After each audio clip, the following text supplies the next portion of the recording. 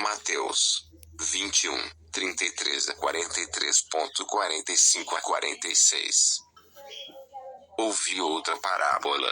Havia um pai de família que plantou uma vinha, cercou-a com uma sebe, cavou um lagar e edificou uma torre.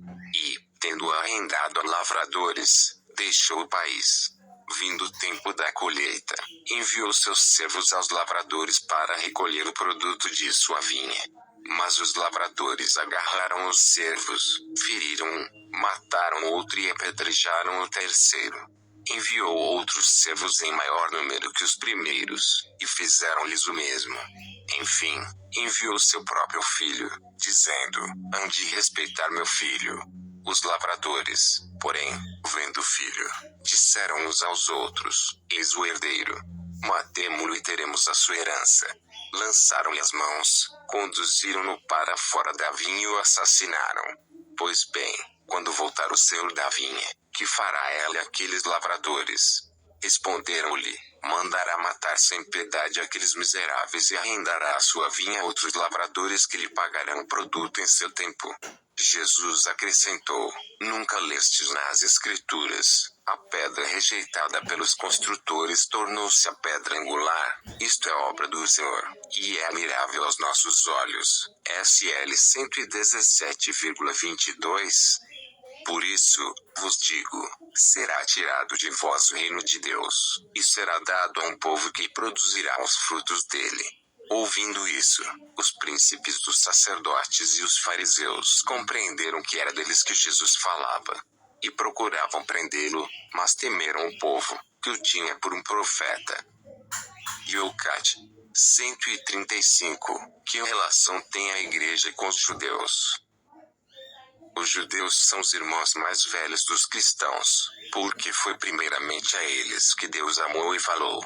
Une-nos o fato de Jesus Cristo ter sido, enquanto homem, um israelita. Separa-nos, porém, o fato de a igreja o reconhecer como Filho de Deus vivo. Somos uma expectativa do advento definitivo do Messias. 839 a 840. A fé judaica é o resumo da nossa fé. A Sagrada Escritura dos judeus, que designamos por Antigo Testamento, é a primeira parte da nossa Sagrada Escritura. A antropologia judaico-cristã, cuja ética é cunhada pelos 10 mandamentos, constitui o fundamento das democracias ocidentais. É vergonhoso que, ao longo dos séculos, tivesse havido cristãos que não admitiram a sua estreita afinidade com o judaísmo e, inclusivamente com motivações pseudo-teológicas, atiçaram ódio aos judeus suficientemente mortal. Por ocasião do Ano Santo de 2000, o Papa João Paulo II pediu expressamente perdão por essas situações. O Concílio Vaticano II deixa claro que aos judeus, enquanto povo, não deve ser atribuída uma culpa coletiva na morte de Cristo na cruz. Inspiração. Um cristão não pode ser antissemita.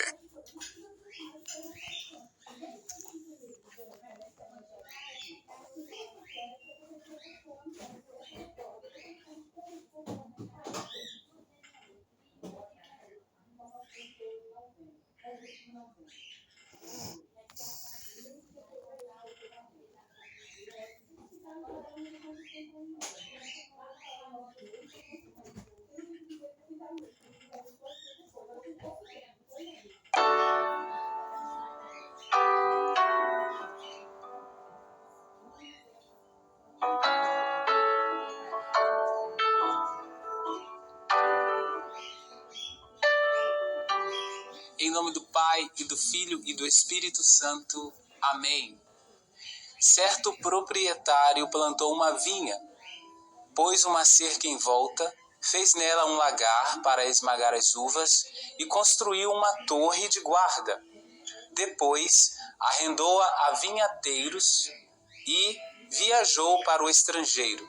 Quando chegou o tempo da colheita, o proprietário mandou seus empregados aos vinhateiros para receber seus frutos. Palavra da salvação. Glória a vós, Senhor. Irmãos e irmãs, nessa parábola contada por Jesus no dia de hoje, nós devemos entender assim, o significado. Nossa vida é uma vinha que não plantamos. Nós não plantamos esta vinha, mas que, por um ato de confiança, foi-nos confiada. Deus confiou a nós esta vinha que é a nossa vida. E Jesus usa essa verdade universal,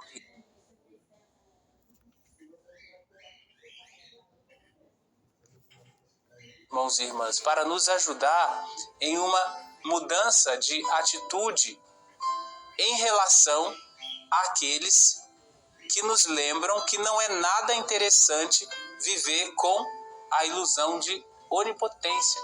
Quando nós achamos que somos senhores de nós mesmos, quantas vezes senhores de nossa vida, minhas regras, eu crio minhas regras. Não, nós recebemos, então é um dom, é uma graça, então nós devemos nos colocar, nos comportar neste mundo como quem recebeu um grande dom, um grande tesouro a ser cultivado, que depois precisa ser devolvido com frutos, como é a realidade que vimos no Evangelho de hoje. No final, estaremos todos unidos por uma mesma realidade. Que realidade é essa? A morte. Precisaremos prestar contas do dom que recebemos. Então, alguns prestarão contas com frutos, outros, por muitos motivos, por negligência, talvez não produzirão tantos frutos assim. Mas o convite para nós é para mantermos uma vida em Deus. E se permanecemos em Deus, constantemente produziremos frutos de vida eterna, frutos que permanecem. Que seja assim na nossa vida. Sobre você desça e permaneça a bênção do Deus Todo-Poderoso, Pai e Filho e Espírito Santo. Amém.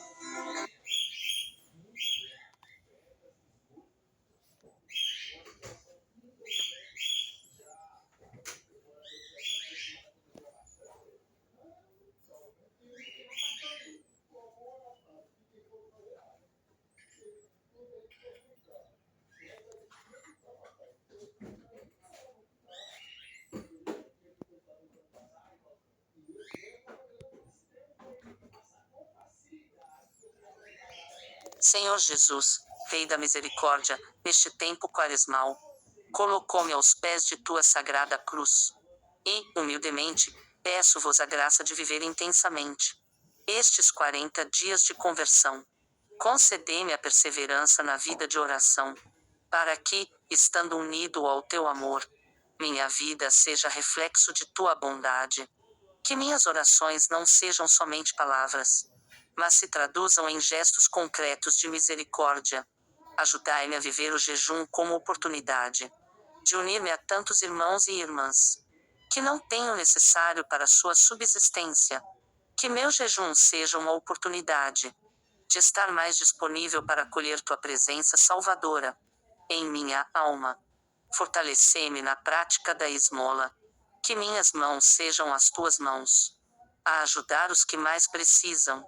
Iluminai meu coração para reconhecer tua face sofredora naqueles que vivem à margem da sociedade. Que meus olhos não se desviem daqueles que eu encontrar à beira do caminho, mas os acolha como a ti mesmo. Por tuas santas chagas, ajudai-me a atravessar os desertos espirituais. E que tua palavra seja para mim uma bússola a indicar o caminho da vida eterna. Lavai-me, Senhor, com tua misericórdia. Renovai-me em teu amor. Que, vivendo este tempo quaresmal, e unindo-me à sua dolorosa paixão, eu nunca me perca do caminho da conversão. Amém.